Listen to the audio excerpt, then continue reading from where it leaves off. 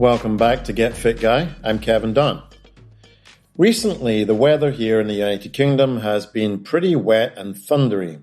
My hip and lower back have been causing me significant discomfort. So, what's the deal? Is the change in air pressure or humidity causing my joints to flare up, or is this just an old wives' tale? We'll dig into that and some more pain myths in a moment. But first of all, how about we define what pain is? According to the National Institute of Health, pain is an unpleasant signal that something hurts. Okay, I think any of us could have written that definition.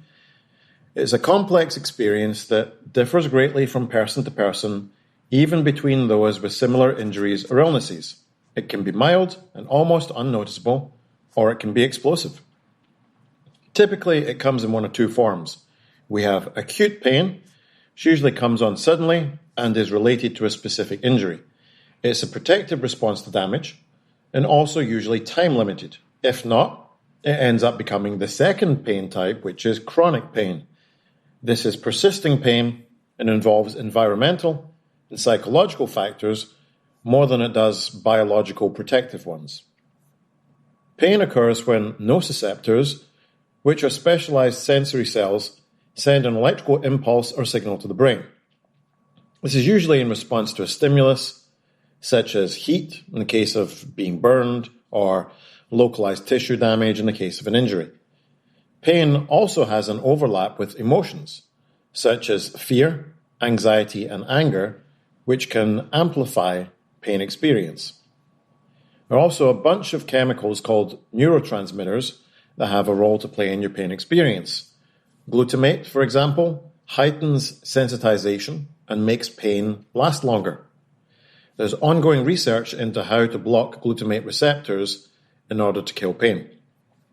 GABA, which is gamma-aminobutyric acid, a neurotransmitter I sometimes take at night to aid sleep because it decreases signals between neurons, has the knock-on effect that it decreases pain signals. Serotonin dampens the stimuli from the nociceptors, and in fact, antidepressants are often prescribed for chronic pain. And triptans, a class of drugs prescribed specifically for migraines, work on the serotonin receptors. So, that's the biological part mostly covered, but pain is often referred to as being a biopsychosocial model. So how could it be that my pain is affected by my psychology? One of the most common pain complaints in aging adults is low back pain. In fact, when I went to the doctor with low back pain last year, without doing any diagnostic imagery at all, she said it was likely I had a disc herniation which was pressing on nerves. Then filled out a prescription for an incredibly addictive nerve-blocking medication and sent me on my way. Must be great having X-ray eyes. That being said, MRI findings do back up that disc degeneration causes more low back pain in populations over 50 than asymptomatic controls, although some other studies show that these things are mostly incidental findings. However, what it does reinforce is that we do have to do some imaging in order to get a diagnosis. Sadly, for occupational therapists and osteopaths, though, there's no sound relationship so far between posture and low back pain. So what gives? Well, pain serves to alert us to potential threat, but not always to an injury. A great demonstration I saw of this was where a doctor placed a man's left hand on a table in front of him and placed a fake right hand alongside it. From the man's visual point of view, it looked like both his hands were on the table. The doctor then smashed the fake hand with a hammer, resulting in the man screaming and having nausea. This was in spite of the fact that he knew it was a fake hand. His eyes had sent a signal to his brain that he was in danger. This is called neuroplastic pain. It's a bit like your brain has learned what pain is in certain situations and then just goes ahead and creates that pain response irrespective of what's going on. Pain that is not caused by injury is neuroplastic pain. There are two main ways for clinicians to determine if your pain is neuroplastic or not. The first is to rule out fractures, infections, tumors, and so on with diagnostic criteria like imaging.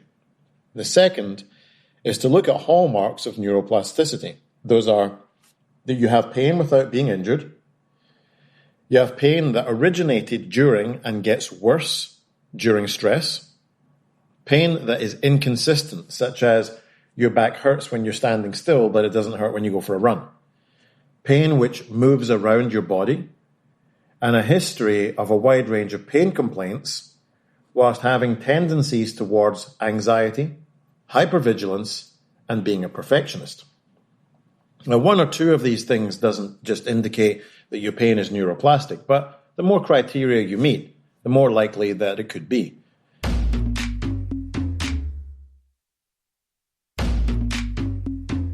So, if our mind is fooling us, what can we do about it?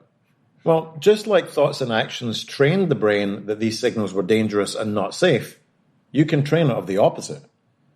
That being that the sensations are just that, sensations. You're in no danger and you're safe. It's called PRT, which stands for Pain Reprocessing Therapy. Typically, when we have some pain, we respond with fear. We wonder if it will get worse, how long it's going to last, what's causing it. With PRT, you reverse these thoughts and look at the pain without any fear or judgment. Appraisal of the situation, that nothing untoward has occurred, there wasn't any acute bodily injury, it's just a false alarm.